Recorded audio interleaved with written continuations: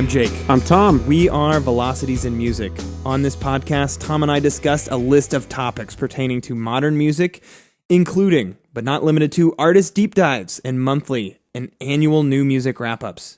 We are in the final 3 years of the 2010s. So, Tom and I were recently listening to a record that came out a few years ago, and we loved this record, and it reminded us of how many great albums have come out so far in the 2010s, and we thought it would be good to reflect on all of the albums that we've listened to over the past 7 years and give you VIM's best albums of the decade so far list. Yeah. Before we get started, you can help support Velocities in Music. Subscribe to Velocities in Music on your favorite podcasting device to automatically get our latest podcast episode sent to your device for your listening pleasure. Also, Velocities in Music doesn't want your money. We also don't want to introduce any ads into the podcast yet. Right now, all we want is for you to share Velocities in Music with family or friends whom you think would benefit from joining in on this music discussion Tom and I try to create on this podcast. So, Tom, we're sitting at the tail end of March 2017. Yeah. Yep. You know, and really, there's only the decade kind of starts in the 0 year. Yeah. So 2010 was the first year of this decade. 2000 of the previous decade. 2020 is right around the corner. Yeah, but 2.5 years away. Yep. Crazy. So it is crazy. You and I are both getting old. I turned 30 this year. Yep. I'm terrified of that. But here we are. And, you know, thinking of when we started Velocities in Music, which we started in January of 2010. Yeah. We really did a good job of kicking off the decade. It was good. There's a lot of good stuff. Yeah. And you know, some of you listeners out there have actually listened to Tom and I, whether it was in our very early nerdy days on being a YouTube channel and doing videos on YouTube, and then a lot of you have picked up on us since we switched to the podcast format in September of 2015. You know, I've noticed that a lot of my favorite albums from this decade are pre-podcast era. Yeah, for sure. So I think that, you know, as you and I were listening to albums recently and had this epiphany that we should really go back and cover all the albums that have come out so far this decade, I think that it would be really good to provide kind of a baseline for us and what Velocities in Music has valued this decade so far. So, Tom. Yeah. One thing I've noticed is that there are albums in our list, and today we're going to go over our top 20 so far, but we'll publish a more verbose list than 20. Sure. But I've noticed in the top 20 albums so far of the 2010s, we have albums on here that we didn't initially love as much as we do now. Things really change with age as we grow, as our tastes change, and also as the entire larger context of the musical world changes. I think some albums that maybe used to really stick out don't really stick out as much anymore, and vice versa, right? You have some albums that initially, when they came out, you didn't think much of, and now you're like, holy crap, this was a gem, you know? It's really interesting to see how that happens, and particularly, you know, Jake, we did our wrap-up of 2016 just 2 or 3 months ago, right? And still, that's enough time for tastes to change. Yeah. There are some albums that you love when they come out, and you don't find yourself coming back to them. Maybe they're still good, maybe you still love them when you revisit them, but you're just not drawn to them. And now, you know, from the albums that we were reviewing 7 years ago when we first started this whole thing, it's been interesting to see how much that can change, because, man, there are some albums that I still come back to all the time, and some that I've really forgotten about. Well, and another thing, too, is you and I, like when we started, I personally think we weren't very good at this, and I not that we're good now, but I think that we've improved. We've measurably and incrementally tried to get better at this. Every time we hit record, if we haven't improved in 7 years, that'd be pretty probably pathetic. Should just wrap this up. Except it's too much fun. It is too much fun. Yeah. So, Tom, that's a great point. So, with that in mind, I think we should just jump right into our list. Let's hit it. All right, we're going to kick off the list with our number 20 best album of the decade so far, The Strokes' Come Down Machine.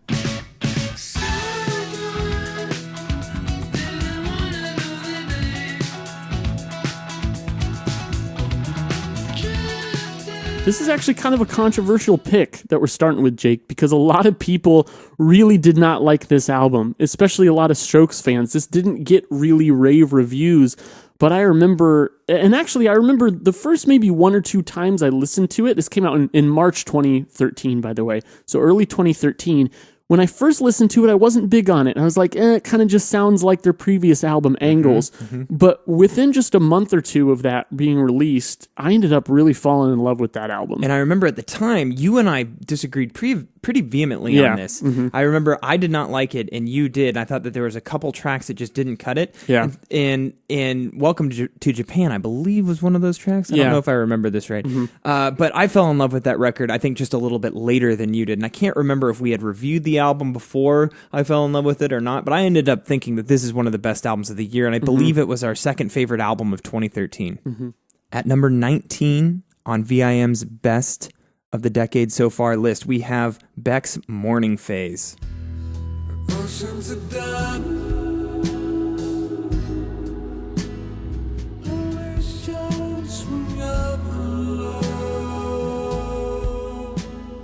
Morning Phase came out in February 2014 and was Beck. This was Beck taking on kind of like going back to the Sea Change era. Sea Change, his softer kind of breakup acoustic album that came out in 2002. And honestly, I think garnered Beck a lot of new fans, but took those fans on a wild ride as he departed very much so from the Sea Change style after that. So going back to a more like acoustic sound, Morning Phase was a very, very warm record. Yeah. Not quite as much of a downer as Sea Change. It still had some of that somber quality, but there's something very life-affirming about it as a record. And it won Album of the Year, Grammy for Album of the Year the following year. And it's one I keep coming back to. And I think it's very aptly titled because I always found that this is a perfect record to listen to in the morning. Following Beck's Morning Phase, at number 18, we have Arcade Fire with The Suburbs.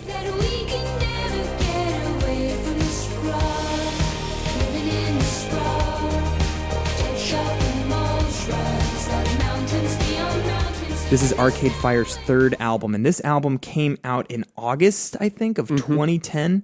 And for me, this album was, I just the first time I played it, I pretty much remember falling in love with it. And this was now 7 years ago, so my memory is probably completely distorted. But my life at the time, I had just gotten my first job out of college, and I had moved to West Des Moines, Iowa. West Des Moines is a suburb. It is all sprawl, all corporate chain restaurants. I lived in a corporate apartment complex, and when we were doing Velocities in Music, I would drive back to Ames, my hometown, which is not suburbia at all. To come visit my dear friend Tom and turn on the camera. So I was the message of the suburbs of the sprawl. It has a song on it called Sprawl. It just kind of resonated with me, the whole theme, the lyrical themes of the album, but also the musical motifs of being a very throwback sound that referenced a lot of artists that the group members of Arcade Fire grew up with, Bruce Springsteen being one of them. And you could hear some of those influences come out, but it was still that very iconic Arcade Fire sound. The other thing that I really loved about The Suburbs was that this record was kind of a behemoth. This thing is a pretty long record, a lot of tracks here, and the album really took you on a journey. Another thing I want to point out, Jake, is coming off of Beck's Morning Phase, we have back-to-back Grammy winners for Album of the Year. Oh, yeah. Suburbs That's a great won point. 2 years that the Grammys actually got it right. Probably the only 2 years in the last 10. At number 17, we have Death Grips, The Money Store.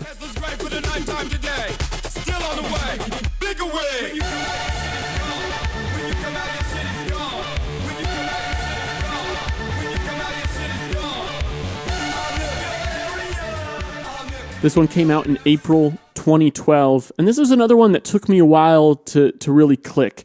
By the time we reviewed it in 2012, Jake, I had really liked it. I think I gave it a score in like the upper 80s.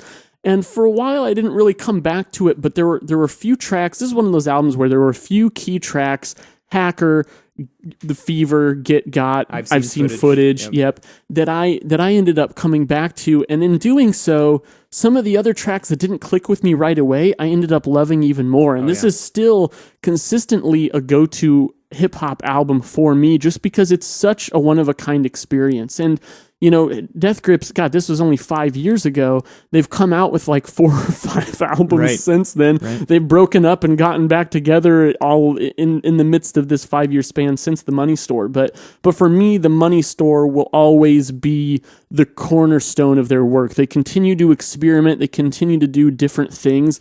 But this one, I think, has that perfect balance of accessibility along with just the abrasive quality and experimentation. At number 16, we have Kanye West, My Beautiful Dark Twisted Fantasy. Nigga, I get it. Everybody know I'm a motherfucking monster. I'ma need to see your fucking hands at the concert. I'ma need to see your fucking hands. This album was huge in 2010. And I remember you could not turn on the radio without hearing one of the several singles from this record. And I remember, Tom, that jumping into this, it was hard, like with Kanye West being the person that he is and the media icon that he is and the controversial figure that he is.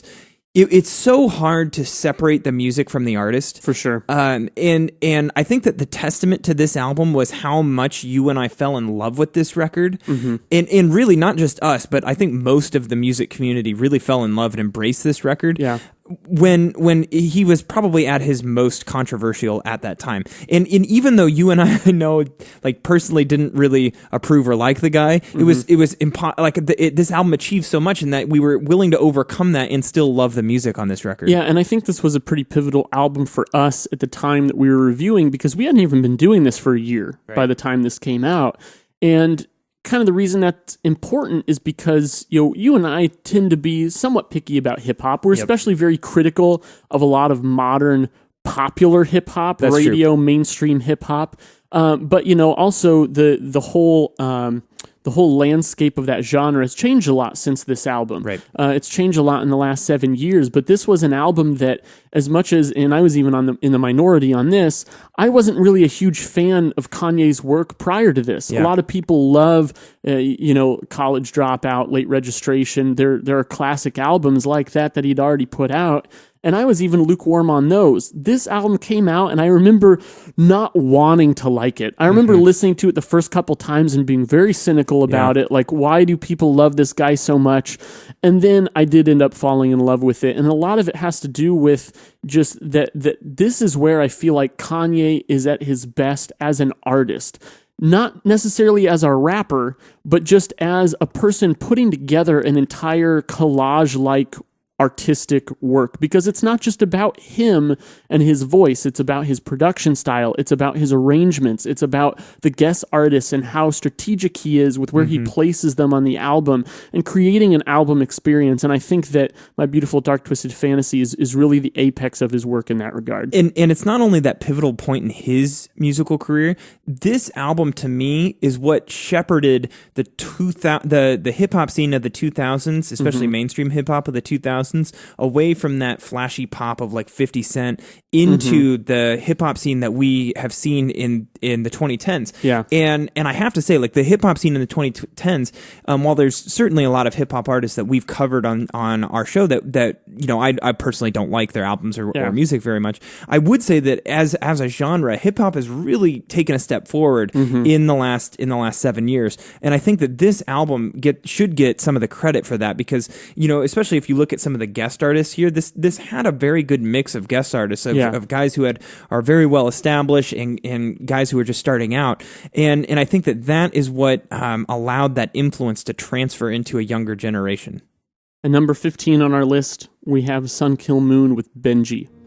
I may never get them, but Chris, I gotta know, how did it happen? Chris, who is 35, you don't just raise... This album really hit me like a ton of bricks when it came out. Yep. That was February of 2014, and it was an album that was as enjoyable to listen to as it was difficult to listen to. Mark Kozelek's very confessional, very personal lyrics and storytelling devices, they really hit you in a sweet spot. They hit you right in the feels. They really made an emotional impact on the listener just by telling stories about himself, stories he'd heard in the news, stories about family members and friends.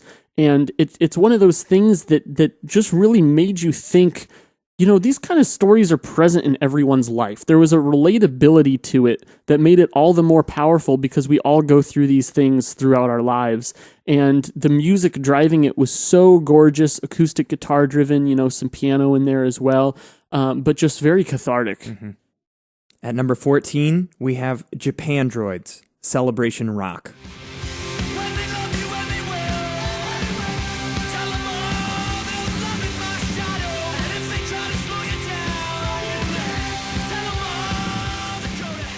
Celebration Rock came out in June of 2012, and it's Japandroids' second record. Now, Japandroids Post Nothing came out, I believe, in 2009, Tom, and it was a record that I loved, and I believe at the time you hated. I hated it. You hated it. I hated it. And I just loved how endearing it was, but I was really excited to hear what Japandroids were going to do next, and when Celebration Rock came out, it kind of confirmed all the things that I had originally thought about Japandroids, which is that these guys are super talented songwriters. They have a lot of energy, a lot of very endearing qualities to their music and songwriting style that just needed perfection and honing, and they totally pulled that off on Celebration Rock. 2 months ago, they came out with their third record, Near to the Wild Heart of Life, which Tom and I liked pretty well. But it's comparing it to Celebration Rock just isn't fair. This is the record that actually inspired us doing this podcast. A couple months ago, when the new Japandroids record came out, I went back and listened to this record and had a conversation with a friend of ours who this is one of his favorite records of all time. And I realized that this is a record that has grown so much in my mind over the years. Yeah. And it's one that I really liked when it came out and was very impressed with, but it's one of those records that has just aged exceptionally well. There are so many songs on this record that are just perfect indie rock tracks that define the 2010s. I think the House That Heaven Built, for sure, track 7 on this, but even like the opening track, The Nights of Wine and Roses or Evil Sway, there's just so many fantastic tracks. There's only 8 tracks on this record, but every one of them I believe is brilliant. At number 13, we have Daft Punk's fourth album, Random Access Memories. Raise the bar and our cups to the stars. She's up all night to the sun. I'm up all night to get some. She's up all night. And I guess, Jake, we're going to yet another time that we actually agreed with the Grammys. This is another Album of the Year winner. So they've actually done three Album of the Years, right? Yeah, they've done decent, I guess, over this few year stretch here. But if 3 out of 7 years the Grammys, I'd agree with them. That's pretty good. That's pretty good. Actually, it's not. It makes me feel a little bit better about the most recent Grammy. Not so bad, yeah. This album, though, was a really interesting turn for Daft Punk because while it still feels like Daft Punk that we came to know and love from their first 3 albums, particularly their first 2, which were genre-defining, this is a huge change because while the songwriting stays somewhat similar, you hear those characteristics of typical Daft Punk, they've changed the instrumentation around. Rather than being, a big techno synth-driven album, this is more like throwback to disco, and that's really what they were going for, and they knocked it out of the park with that. They brought in Nile Rodgers to play the guitar on some tracks. They brought in a lot of great guest spots like Pharrell Williams, Julian Casablancas, and so on. This album is dancey, but it's got real instrumentation, sharp guitar, great drum parts, a lot of terrific live performances, and it just showed how big a sound can be, even with a throwback disco sound, without needing all these synthesized beats and all that. Daft Punk, you don't have to include this in the final. Daft Punk were to me, they are the Grand Theft Auto of music. I want to know what you mean by that. They only release like every 5+ years, 5 to 8 years. And when they do, it is like the biggest event. And everyone loves it. Everyone gets into it. It crosses genres. People who don't listen to music will listen to Daft Punk. People who don't play video games will play Grand Theft Auto. And it's usually this huge album of just huge proportions that everyone gets into, everyone celebrates. It's like a societal event. I don't know how else to describe it. Following Daft Punk at number 12, we have Radiohead, The King of Limbs. Slowly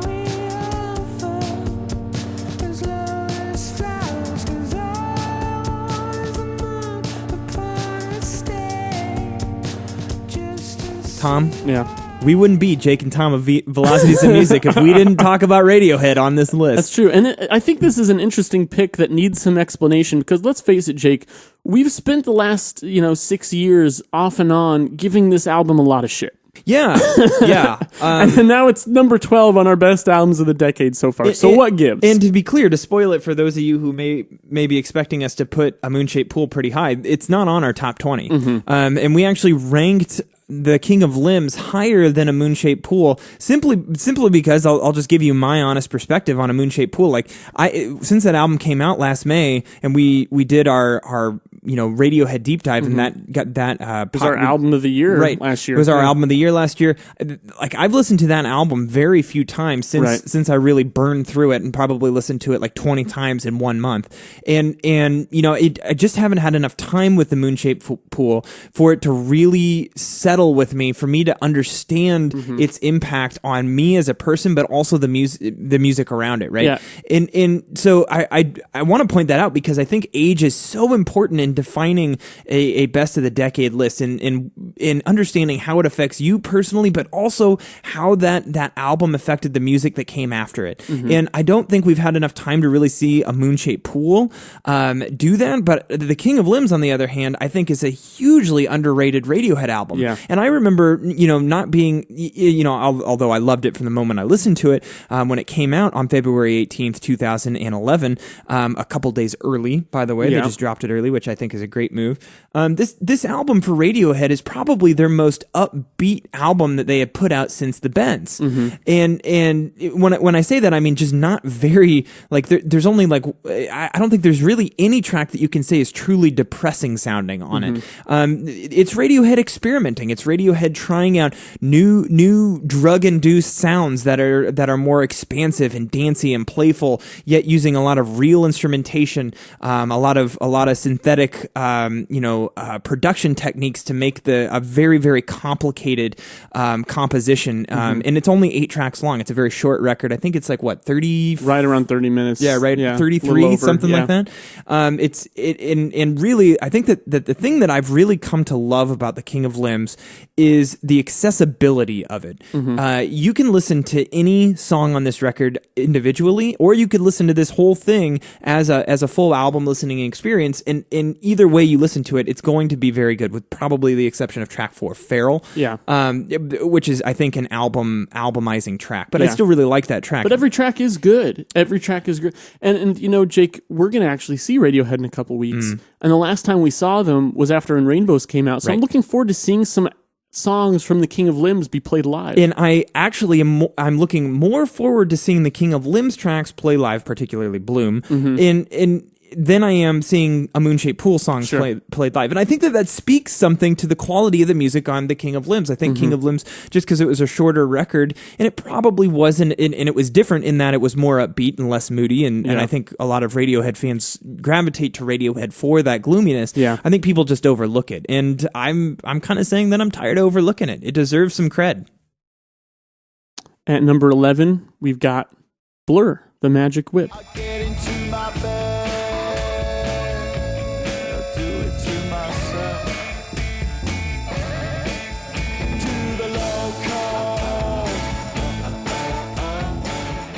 This one's probably no surprise. And in fact, we already covered this album pretty well in our Blur deep dive that we just did, like a month or two ago. 2015 wrap-up. And our 2015 wrap-up. But, let's talk about this in the context not of Blur's discography and not of the year it came out, but the decade that it came out. I think that everyone was surprised when in April 2015, Blur announced they were putting out the first album that they had made since 2003's Think Tank. First album with their full band, having Graham Coxon in the band since 1999's 13. But, what were we left with? Well, I think we were left with a really damn good Blur album. I think it was easy for people to just write this off, people who weren't maybe familiar with Blur, who were more excited by some other things that were coming out in 2015, because 2015 was a great year, so there was some competition for listening space.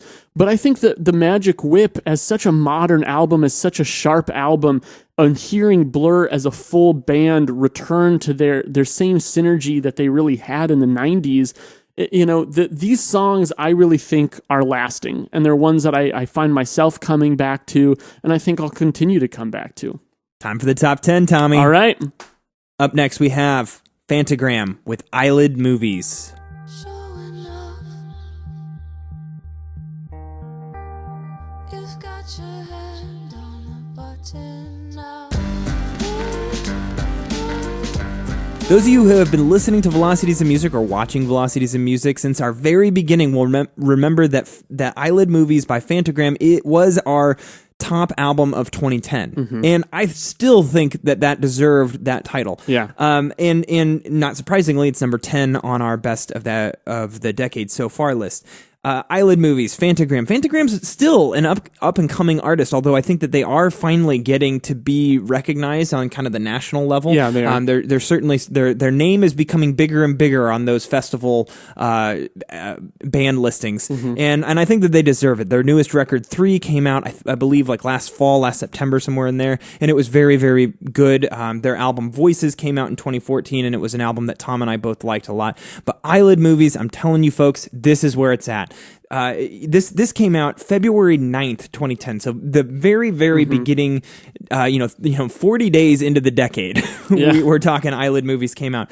And this has a number of tracks that I still come back to this day. And when we saw Phantogram play live last fall here, actually in Ames, Iowa, they played a number of songs from this record, and it caused me to go back and listen to this record in its entirety. And man, it still holds up, and it's still a great album from a straight through album listening experience. Tracks like Mouthful of Diamonds, the opening tracks, but my favorite is When I'm Small. Also, later on you have Futuristic Casket, which I think is just a wonderful track. It's just overflowing with great ideas, and it kind of has this bouncy sort of gloomy trip hop vibe to it, but still with a little bit of production sheen and pop hooks to really give this a lot of pizzazz. And I think that it just accomplished so much, and it's so original that there's not many other albums out there right now that you can compare this record to. Yeah, it's been really neat to see where they've gone since then, because Voices and 3 have a much more confident sound. The beats are bigger. It has more of a like modern DJ-esque kind of feel. And also Sarah Barthel's vocals have become more confident. That's very She's true. become a powerhouse of a vocalist. But back on Eyelid Movies, her confidence felt a little shaky in the performance, but not in a bad way. It was in a way that evoked delicacy and vulnerability. And I think that really complemented the songwriting. It made for a very intimate and personal experience that when you listen to that album, it really, really made it made a lasting impact on me. It's one I always come back to. At number 9 on our list, we have Gorillaz, Plastic Beach.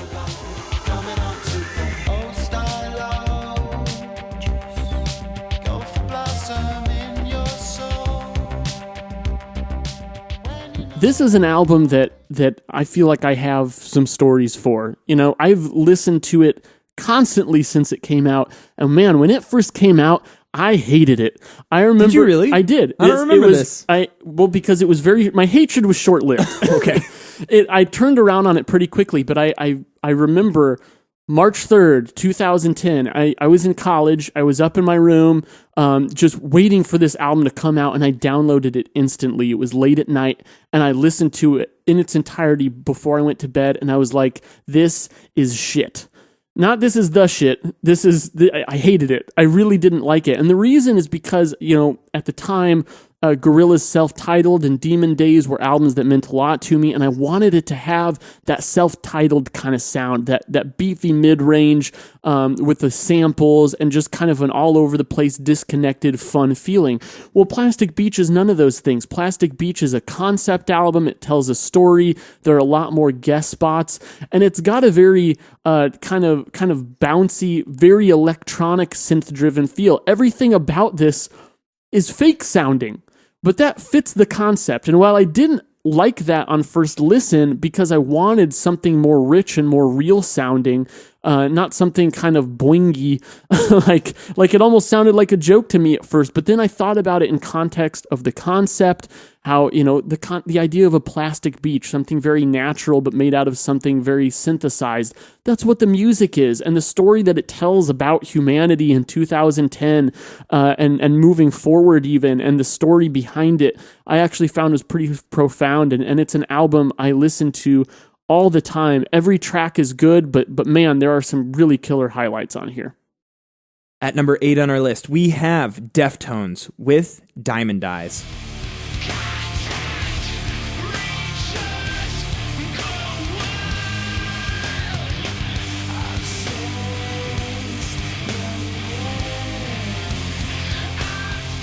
Deftones' Diamond Eyes. Well, Tom, this was an album that I remember you loving and me going, no thanks. You were starting to warm up on metal at that time. I was. I mean, can you really call Diamond Eyes metal, though? But, I mean, if you don't like metal, you're probably not going to like it. That's very true. It's hard rock. That's very true. This album, I think more than any other album that we've covered over the course of this decade so far, I think that this album kind of shows how I've changed, how my musical tastes have grown, because I liked it. I could see positive qualities of Diamond Eyes back when we reviewed it in 2010. This came out in May of 2010. And by the way, this is our third 2010 album in a row. Yeah. 2010 was just a fantastic year in music.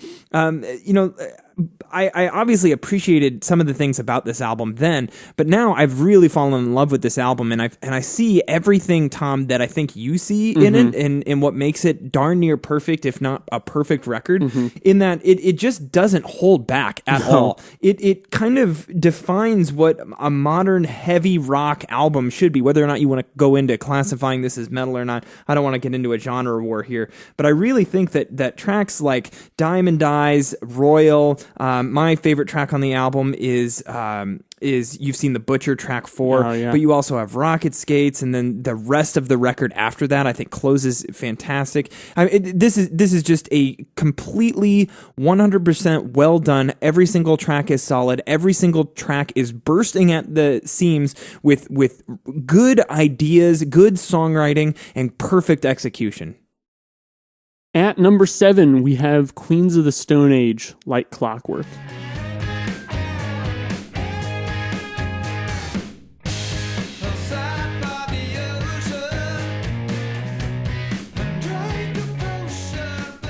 Queens of the Stone Age is a band that I actually had a lot of trouble getting into until this album came out in the summer of 2013. Really? And then since then, I loved this album immediately. And then I went back and listened to all their older stuff, and I was like, crap, this is all really good. They're just a solid, consistent band. One of the best bands of the millennium so far, I would say. But as far as Like Clockwork in the context of this decade so far, this was Queens of the Stone Age's first album in 6 years since Era Vulgaris came out in 2007.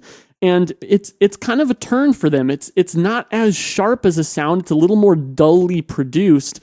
But Josh Homme got a lot more personal for it. There are a lot more, kind of low-key moments like The Vampire of Time and Memory, which I think is just a gorgeous song, but then a lot of good, hard-hitting rock tracks that you would expect. This is another album where just every track is terrific, and from a band who in 2013 did not need to put out another career-defining album, I think they did, and in a way they kind of topped themselves. Now, since then, I've gone back and really loved Rated R more than anything they've probably done. Yeah. But Like Clockwork is a worthy addition to that discography and definitely a standout for music since 2010. At number 6 on our list, best albums of the decade so far, we have Elbow with Build a Rocket Boys. These adventures will fill your eyes with more. This is Elbow's 5th studio record and their first after their Mercury Prize winning album, The Seldom Seen Kid, which has since become my favorite Elbow record. Yeah. Probably one of my top 10 favorite records of all time. When Build a Rocket Boys came out, I was not a full-on Elbow fan at the time. I remember, Tom, you were. I was, yeah. But outside of their first record, Asleep in the Back, I hadn't really clicked with this band yet, and Build a Rocket Boys helped me bridge that gap, I think, into their older albums. But it really kind of set the tone for me in that there was just a ton of hype around this album. This album really kicked it off hard with tracks like The Birds, Lippy Kids, and With Love. That is such a stellar opening to an album, and especially to this particular Elbow record that had all of that hype and adoration going into it when it came out in May of 2011. But this entire record really explored a greater dynamic contrast in Elbow's songwriting. Up until this point, the songs that they were playing with, typically the whole song, I would say, had a certain theme to it and would kind of occupy a certain sonic or compositional space. On Build a Rocket Boys, the songs became an experience. And the way that they albumized Build a Rocket Boys and that each song took you from point A to point B in these huge dynamic builds, and then the low parts in between the songs, I think it just made for just a very riveting experience, but also not a very accessible one. I think that this is probably Elbow's least accessible album that they've put out since maybe since their first record, but honestly, it's all that much more rewarding for those who put the time in to really like dig into it and understand it, and that's why it's so high on our list. At number 5 on our list, we have Deaf Heaven with Sunbather.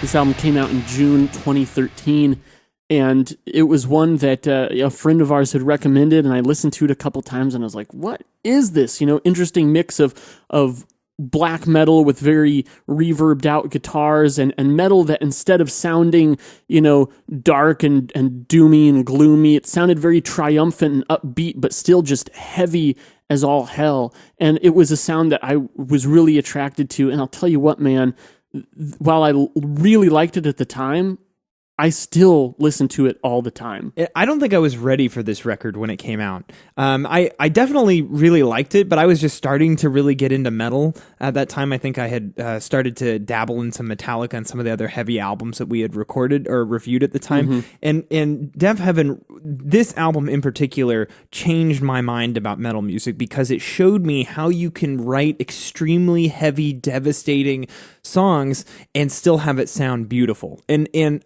before this album came out, and arguably maybe listening to Master of Puppets, this album really kind of showed me that. And since then, New Bermuda came out in 2015, Deaf Heaven's third record, and I fell in love with that record. And for a long time, prioritized that record or favored that record over Sunbather. But in the last few months, that has flipped for me. And now Sunbather was my pick for album of the decade because I have really seen that this particular record in the indie music circles or in the underground music circles, this record is still getting a ton of buzz and shaping the way that a lot of metal bands are aspiring to be at this point in time. And the things that Deaf Heaven accomplish on Sunbather throughout the entire experience of listening to this record front to back. There's a few tracks on this record that, while long tracks, accomplish so much in Dreamhouse and the self-titled track Sunbather, and then the closing track, The Pecan Tree, I think accomplish so much in metal that like other artists don't achieve what each of those songs individually do over the course of their entire career and discography. Deaf Heaven are in a league of their own when it comes to writing really heady, well thought out, well composed metal music, and their albums I think will only grow in recognition over time.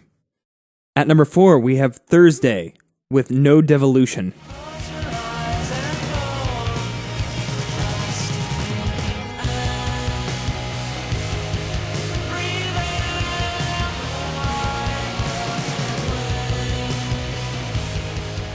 This was our favorite album of 2011. And I think that this record, while it did get universal acclaim, no one's really talking about it anymore. No, they're not. And I think the reason is because Thursday have since disbanded. And I think they disbanded right after they supported this record.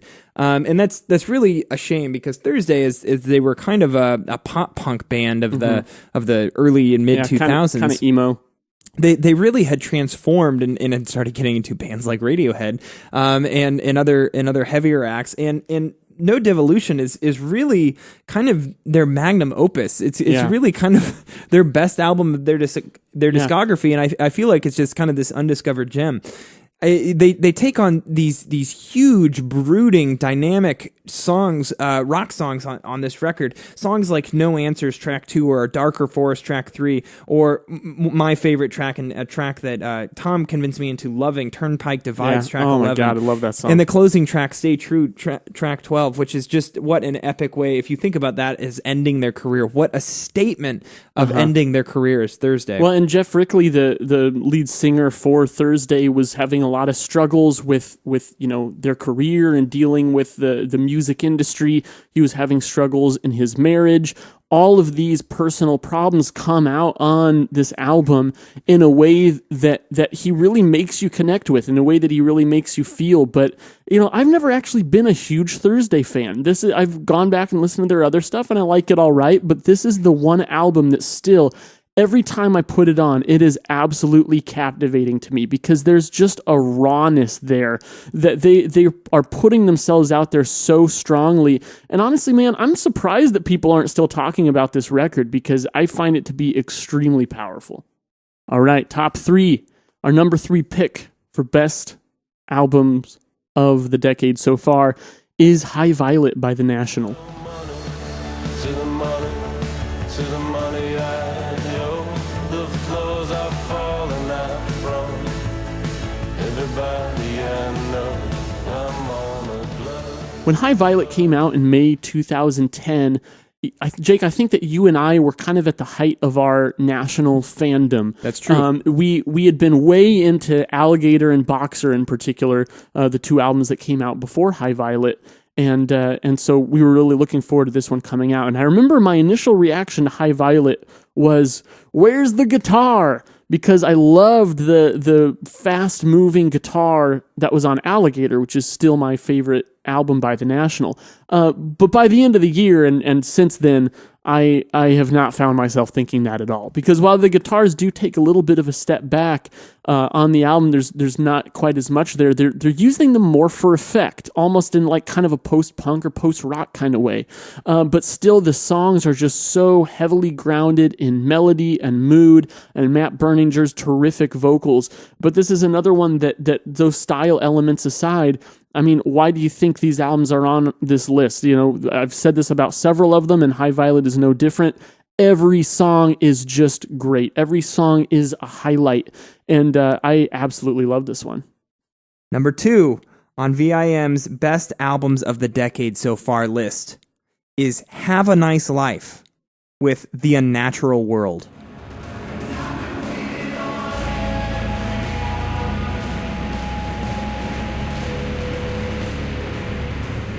This is probably our most unknown pick. And I feel originally it was our number 1 pick for this list, but we made some adjustments once we started to reflect on the actual impact that these albums have. But still, I think that this album deserves the number 2 spot in what it accomplishes. And it's a pretty, I wouldn't be surprised if many of you out there have not listened to Have a Nice Life or The Unnatural World, but if you haven't, this is your opportunity to go and correct that error. Yeah. You will thank us for that. If you are into shoegaze or noise or post-punk or post-rock, if any of those genres sound awesome to you and you dig stuff from those genres, you need to go out and check this record out. The Unnatural World is a perfect name for this record because just looking at it, it's a white cover with a black and white picture of what looks to be nuns. I don't know, man. It's creepy. It looks like that. It's creepy, yeah. In white outfits, it's kind of like a clan meeting of some kind. Some kind of ritualistic thing. Like from a horror movie recorded on film in the 50s. It's just a very strange thing. And that really it captures the moods that you hear in this album. This album opens up with Guggenheim Wax Museum and Defenestration song, and these two songs, it's almost like you're listening inside of a nightmare, and just the amount of noise and dissonance and reverb that you hear, like you're kind of just shrouded in this industrial sounding atmosphere that it becomes kind of claustrophobic and cold. Like it's kind of like the feeling I get when I'm reading 1984. Yeah. I think that's a good comparison. The thing that I loved about this album, on top of all the stylistic descriptions you just gave, Jake, is that while usually in drone and noise music, those sounds, those grainy textures are the focus. But through all that, there's just these solid melodies cutting through the mix. On tracks like Burial Society and Cropsy, and even like Guggenheim Wax Museum, which you already mentioned, those melodies give you something to really grip your teeth into while you're listening to this, and then that whole just catastrophic, devastating sound is washing over it. This album, I was hooked on it for a long time, and I actually found it was having a profound impact on my mood. Yeah, I can understand that because that's how just potent it is.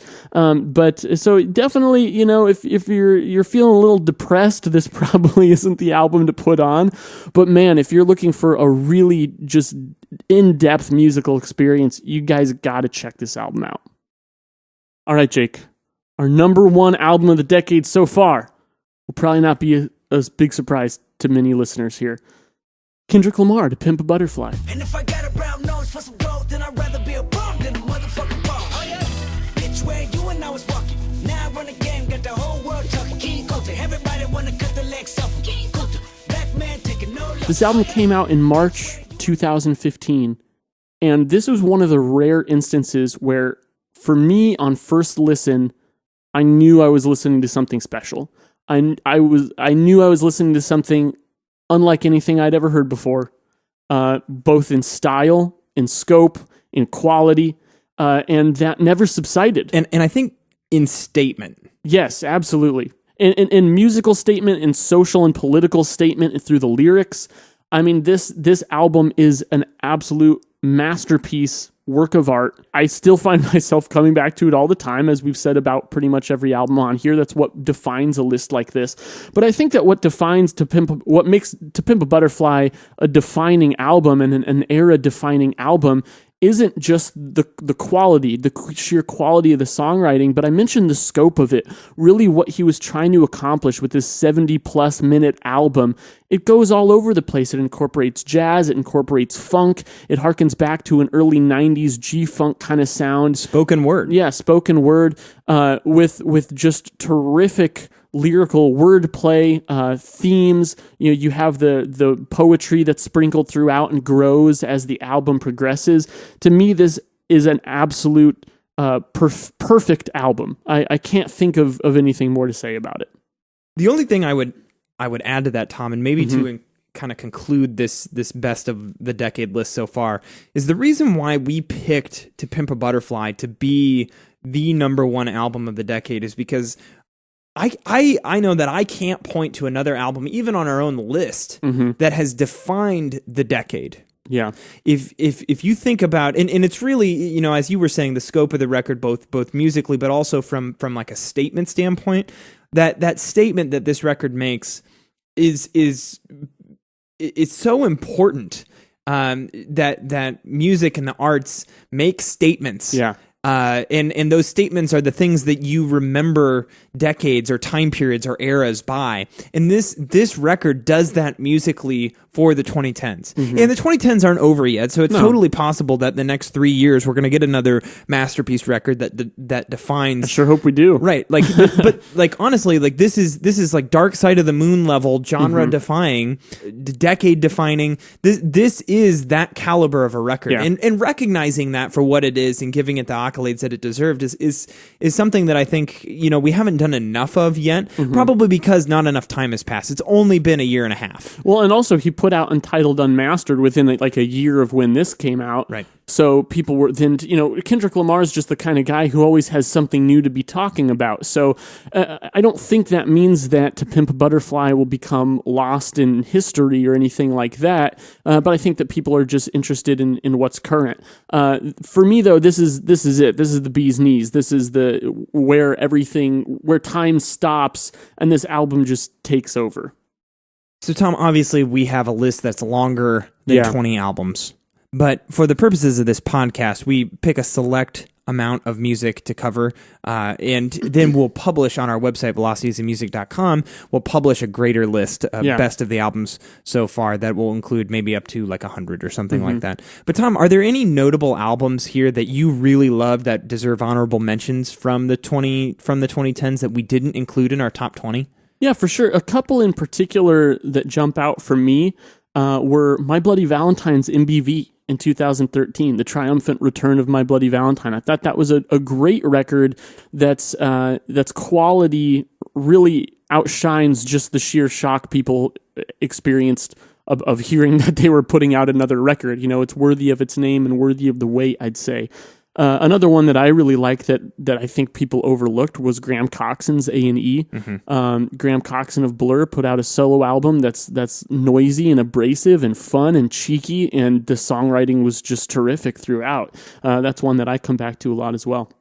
There were two records for me that I couldn't justify making an argument for being, defining the 2010s so far, but I do think are excellent records that obviously Tom likes a lot too. I probably like them more, but Tom likes them a lot too. I think I'm probably the stinker that kept them a little lower. Well, but I think that you make like that's okay, and the beauty of having this be a two-headed Velocities in Music being a two-headed monster is we kind of balance each other out. Yeah. And I don't think that either of my two picks for honorable mentions deserve to be in that top 20, because those top 20 should be albums that are iconic that you think about when, obviously we have a couple select picks in there that not a lot of people know about, but I think that they should be relatively iconic records that define the decade. So two for me, one was Lost in the Trees, A Church That Fits Our Needs. This is my favorite record of 2012.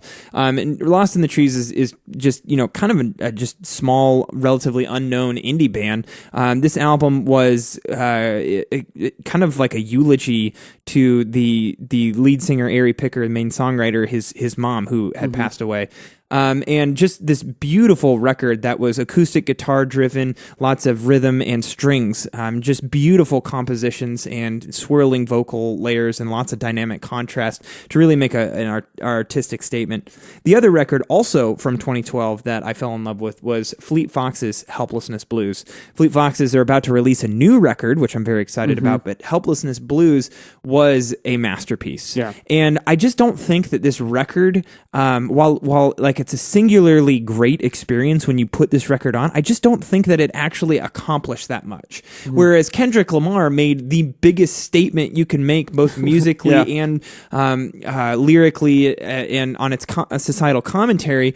Helplessness Blues is kind of the antithesis of that, right? Like it's a very personal experience, but it's kind of hearkening back to simpler times, and it's just a whole different sort of album, and I don't think therefore it can really be included as top in the top 20, but I do think deserves a really good listen from the fact that it was just one of the better albums that came out in this decade. For sure. So that's our list. What's your list? Give us your top 20 albums from the 2010s so far. We'd love to hear them. I'm sure you guys have a few albums on your mind that we left out, and I'd love to hear your reasoning as for why you pick the albums on your list to define the decade of the 2010s. Let us know.